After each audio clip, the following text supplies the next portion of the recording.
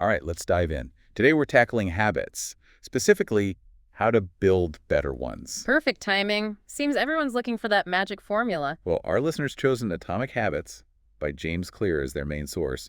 Plus, they've got this stack of articles with some really interesting stories. Sounds like we've got a good mix of theory and real-world stuff to unpack. Exactly.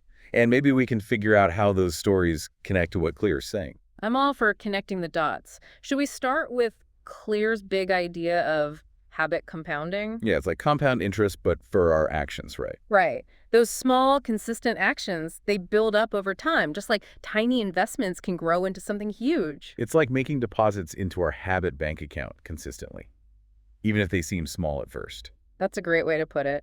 Speaking of small changes adding up, Clear uses this really interesting analogy at the beginning of his book. The British cycling team, right? Something about marginal gains. Exactly. They were looking for tiny, 1% improvements in every single aspect of a team's training. Every single aspect. What does that even look like? I mean, did they suddenly start training twice as hard? Not at all. Think more like finding the best massage gels to help the riders recover faster. Okay, that's interesting. So like optimizing all the little things around their training. Exactly. They even redesigned their team bus to help the cyclists sleep better. Wow. And they taught them the most hygienic way to wash their hands to prevent colds from spreading. Exactly. It was all about those marginal gains. That's thinking outside the box for sure. And what happened? Did all these tiny changes make a difference? Well, British cycling hadn't won an Olympic gold medal in something like a century, but after they implemented this marginal gains strategy, they just dominated the Olympics. Won tons of gold medals. That's wild. It's proof that it's not always about those huge life-altering changes. Sometimes it's the small, almost invisible improvements that make the biggest difference over time. Kind of like those small actions that'll eventually build into your novel. Absolutely. But how do we make those small changes stick? Claire's got a framework for that too, right? Yeah, the habit loop. Cue, craving, response, and reward. We've touched on it before, but I'm always up for a deeper dive. Me too. And you mentioned you struggle with procrastination, especially with writing, right? Oh yeah, some days it feels like procrastination is my superpower. Maybe we can use the habit loop to figure out what's going on there. What are some cues that trigger your urge to procrastinate? Honestly, just seeing that blank page staring back at me can be paralyzing. So the blank page is the cue, and that triggers a feeling of overwhelm, which is the craving. Yeah, that sounds about right. And the response. Usually something easier or more fun, like checking social media, maybe browsing online, even cleaning the whole apartment. Anything to avoid facing that blank page, and what's the reward in all those activities? I guess a feeling of relief, avoiding that anxiety. Plus, sometimes a hit of dopamine, a funny meme on social media, or an interesting article online. Right, so we're seeing the habit loop in action here. The blank page, the overwhelm, the distraction, and the relief or dopamine hit. Now, the question is, how do we use this knowledge to actually break the procrastination cycle and write more? And this is where it gets really interesting because Claire also talks about identity. He says our habits shape our identity, but then our identity shapes our habits too, right? Yeah, it's a two-way street. And that's a key to making real lasting changes. It's not enough to just go through the motions. We have to actually believe those changes are part of who we are. So if I want to be a writer, I need to start acting like a writer, even if it feels a bit uncomfortable at first. Exactly. You got to align your habits with your desired identity. You know what this reminds me of? That story about the Polgar sisters? Oh, yeah. The chess prodigies. Yeah. Their dad basically created a whole environment that revolved around chess, right? Exactly. They were homeschooled, had chess books everywhere, and they played constantly. It's like their entire world was chess. Yeah, their dad was convinced anyone could become a genius with the right training and environment. And guess what? It worked. All three sisters became incredible chess players. One of them even became a grandmaster at only 15, the youngest female to ever do it at that time. And another became the highest-rated female chess player in history, period. Wow, that's amazing. It really shows how powerful environment can be in shaping habits and, like you said, shaping identity. Exactly. It makes me think, what if you create your own little writer's world in your home? A dedicated space just for writing. I like that. Surrounded by inspiration Maybe books by my favorite authors. Exactly. And make it a ritual to write in that space every day. It's like I'm setting the stage for success. I'm already feeling more motivated just thinking about it. Yeah. This kind of ties into another concept from Atomic Habits, the Goldilocks rule. Oh, yeah, the sweet spot of challenge. It's like we're most motivated when we're working on things that are just outside our current abilities. Not too easy, not too hard. So it's got to be challenging enough to keep us engaged, but not so overwhelming that we just give up. Exactly. And this leads to something Clear says that's kind of counterintuitive. The biggest threat to sticking with a habit isn't failure, but boredom. Boredom, really. Why boredom? Think about all those times you started a new habit all excited, but then lost steam after a few weeks. Oh, I know that feeling all too well. I've got a graveyard of abandoned habit trackers on my phone to prove it. It's that boredom factor kicking in. When the newness wears off, things become routine, and it's easy to lose motivation. Okay, so how do we avoid falling into that trap? How do we keep things interesting? Well, Clear suggests we try to enjoy the process itself, not just the outcome. So instead of just focusing on finishing that novel, maybe try to savor the act of writing itself. Okay, so it's about finding the joy in the journey, not just the destination. I like that. But how do we actually do that? You could try experimenting with different writing techniques, maybe join a writing group, or even just change up your writing environment every once in a while. Ooh, good ideas. I'm all about trying new things. This is making me think about another point Clear makes. Habits have to be satisfying. It's hard to stick with something if it feels like a chore. That's so true. Our brains are wired to seek pleasure and avoid pain, right? Exactly. Which is why it's so much easier to grab a bag of chips or scroll through social media than it is to, actually sit down and write. It's that instant gratification. But Clear has a really interesting strategy for making good habits more appealing. He calls it the paperclip strategy. Okay, remind me how that one works. You have 2 jars, one empty and one full of paper clips. Every time you complete your habit, you move a paper clip from the full jar to the empty one. Ah, I see. So you're basically creating a visual representation of your progress. Exactly. It turns habit building into a little game. And it makes the whole process more satisfying, even if the reward for the actual habit is delayed. I love that. I'm a very visual person, so that might really work for me. I'm already thinking of all the habits I could track with paper clips. See? It's a fun way to reinforce those positive behaviors. Sometimes it's the little things that make the biggest difference. This is giving me so much to think about. It's making me realize that maybe I have more control over my habits than I thought. You absolutely do. And we've only just scratched the surface. This is why I love these deep dives. There's so many practical takeaways. But I think we should probably pause here for now. Yeah, we've covered a lot of ground already. We'll pick up where we left off in the next part of our deep dive and see how to really make those good habits stick. See you soon. Can't wait. Welcome back. Last time we were talking about some really cool strategies from Atomic Habits, like the paperclip trick and creating a dedicated writing space. It's all about finding those little tweaks that can make a big difference. Exactly. Speaking of tweaks, we're about to get into making good habits easier and bad habits harder. Sounds super practical, but how do we actually do that? Well, Clear calls it the third law of behavior change. Make it easy. The idea is to reduce the friction for good habits and increase it for bad ones. So like clearing the path for the things you want to do and putting up roadblocks for the things you don't. Exactly. And one strategy is what Clear calls habit shaping, starting with a ridiculously small version of the habit you want to build.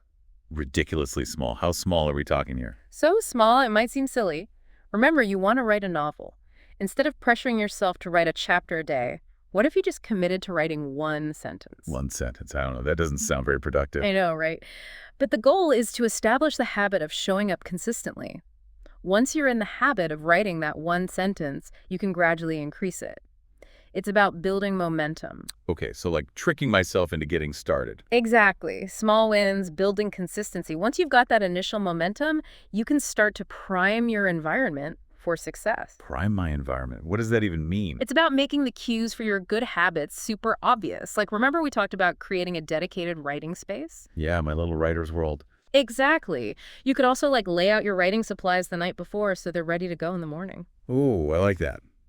Or even set a timer on my phone to remind me to write at a specific time. Visual cues. Yes. Out of sight, out of mind, right? Totally. Yeah. But what about those bad habits?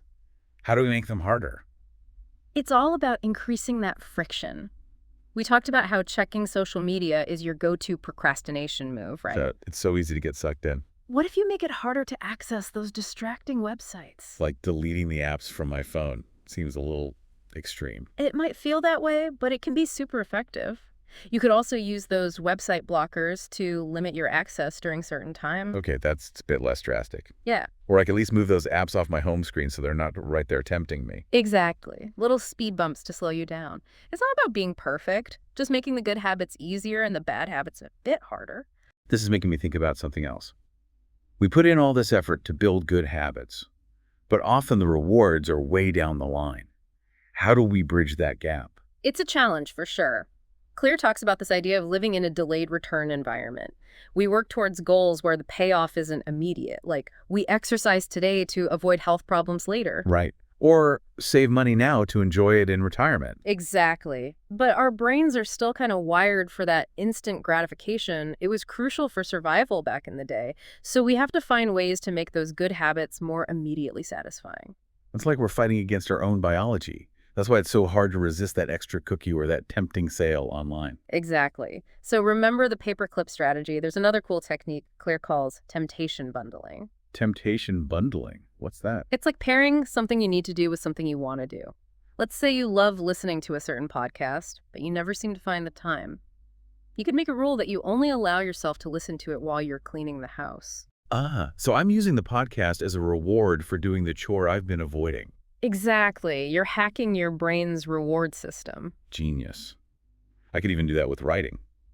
Maybe I only allow myself to have my favorite tea while I'm working on my novel. Exactly. Find those little ways to make the process itself more enjoyable.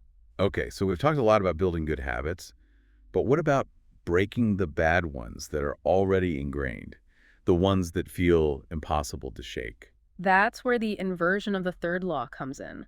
Make it difficult. Increase the friction associated with those unwanted behaviors. Okay, so those roadblocks we were talking about. Exactly. This time they're in the way of the bad habits. If late night snacking is your weakness, maybe put all the snacks away before evening so you don't even see them. Out of sight, out of mind, right? Exactly. And if scrolling on your phone is a problem, keep it in a different room during work or relaxation time. Okay, that one might be tough, but I see how it would work. If it's inconvenient enough, maybe I'll just give up. That's the hope. But again, it's about finding what works for you. I think I tend to get stuck in this all or nothing thinking with habits, like it's either perfect or a total failure. I get it, but it's about progress, not perfection. And that's where habit tracking can really help. Because it shows you that you're making progress even if you're not perfect. Exactly. And it helps you see those patterns in your behavior so you can adjust your approach. So if I'm tracking my writing, I can see if I'm more likely to procrastinate on certain days or when I'm stressed. Exactly. Then you can come up with strategies to deal with those specific challenges. This is making me realize that I need to pay more attention to how I'm using technology. It can be such a double-edged sword when it comes to habits. Absolutely. It can be amazing for building good habits, but also a huge source of distraction. Yeah. On the one hand, there are apps for tracking progress, reminders, even automating tasks. But then there's social media, streaming services, online shopping. It's about being mindful. Clear suggests paying attention to those cues that trigger your bad habits and minimizing or avoiding them. So like if checking my phone for notifications is a problem, maybe turn off notifications or use Do Not Disturb. Exactly. Take control of the tech instead of letting it control you. And I can even use technology to my advantage, right? Absolutely. There are apps to block websites, remind you to take breaks, track your progress. So it's not about demonizing technology, but using it intentionally. Exactly. It's a tool. Mhm. And like any tool, it depends how you use it. This has been so insightful. I'm rethinking my whole relationship with my phone now. That's great. It's all about awareness. Okay, I think we've covered a lot of ground again in this part of our deep dive. We have. But we've got even more to explore. In the next part, we'll look at some more advanced strategies for maximizing your habit-building potential. Looking forward to it. See you soon. Ah. Welcome back to our deep dive into atomic habits.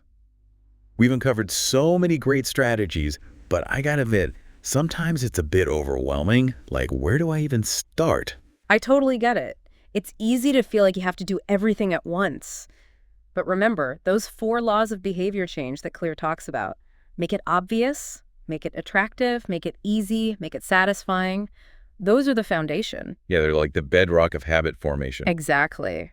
And they apply to pretty much any habit you're trying to build or break. You just have to figure out how to adapt them to your situation. Speaking of breaking bad habits, I know we talked about making them difficult, but are there any other ways to resist those tempting urges, those moments where you know you shouldn't do something, but there's that little voice in your head? Oh, yeah, we all know that little voice. It can be tough to ignore. Clear talks about this idea of reframing your thoughts about bad habits. So, like, if you're trying to cut back on soda, instead of thinking, I can't have soda, you might say, I choose to drink water because it makes me feel good. So it's like shifting the focus from what I'm giving up to what I'm gaining. Exactly. It's a subtle shift, but it can make a big difference. It's like changing the story I'm telling myself. Exactly. And Clear also suggests focusing on the long-term consequences of our choices. He uses this analogy of a vote. Every time we engage in a habit, we're casting a vote for the type of person we want to become. Ooh, I like that. So if I choose to go for a run instead of hitting the snooze button, I'm casting a vote for being a runner. Exactly. What? But if I stay up late binge-watching TV, I'm casting a vote for instant gratification. And those votes, even the small ones, they add up over time. They really do. They shape our identities and our lives. That's kind of profound when you think about it. Uh-huh. Okay, so all this is super inspiring, but what about when those inevitable setbacks happen? What about when I miss a day or even a week? Does that mean I've failed? Not at all. Setbacks are normal. Remember, it's a journey, not a race. The key is to not let those setbacks derail you completely. Clear calls it the rule of never missing twice. So if I slip up, the goal is to just get back on track as soon as possible. Exactly. And habit tracking can help with that. It keeps you accountable and helps you identify those patterns that might be leading to those slip-ups. So if I'm tracking my writing and I notice I tend to procrastinate more on certain days or when I'm stressed, I can come up with a plan to deal with that. Exactly. Use that data to your advantage. This whole deep dive has been so helpful. I feel like I have a whole new set of tools to build better habits and finally achieve those goals I've been putting off. Any final words of wisdom for our listeners? Be patient with yourself. Change takes time. There will be bumps in the road, but the key is to keep moving forward, even if it's just one small step at a time. I love that. Progress over perfection. Exactly. And to our listener, I encourage you to keep experimenting and find what works best for you. You have the power to shape your habits and create a life you love. That's a wrap on our deep dive into atomic habits. We hope you've enjoyed it as much as we have. Remember, the power to change your habits and ultimately your life is in your hands. Until next time, keep those habits flowing.